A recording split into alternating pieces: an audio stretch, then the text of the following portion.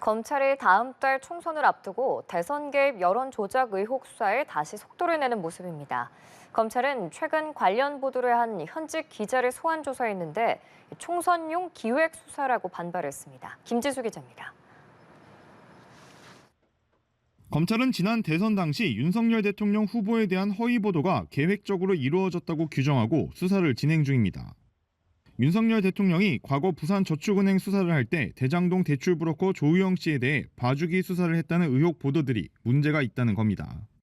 뉴스타파, 경향신문, 뉴스버스, JTBC 등 언론사들과 관련 보도를 한 기자를 상대로 보도 경위, 대가관계, 배후 세력을 규명하겠다는 게 검찰 입장입니다. 지난해 9월 JTBC 사옥 등을 압수수색한 검찰은 최근 JTBC에서 근무했던 봉지욱 뉴스타파 기자를 윤석열 대통령 명예훼손 혐의 피의자 신분으로 소환했습니다. 압수수색 이후 6개월 만에 첫 소환인데 총선을 염두한 것 아니냐는 반발이 나옵니다.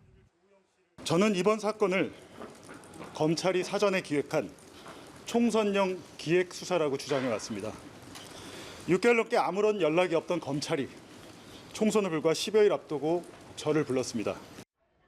검찰은 윤 대통령의 대장동 일당 봐주기 의혹을 제기한 뉴스타파 기자 3명에 대한 증인 신문도 청구했습니다.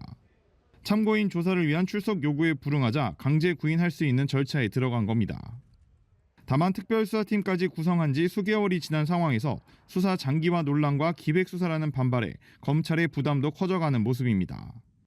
여기에 윤 대통령 명예훼손 혐의의 또 다른 피의자인 이진동 뉴스버스 대표가 휴대전화 정보 압수수색 과정에 문제를 제기하면서 검찰 수사 전반에 절차적 정당성을 두고 논란이 일고 있습니다.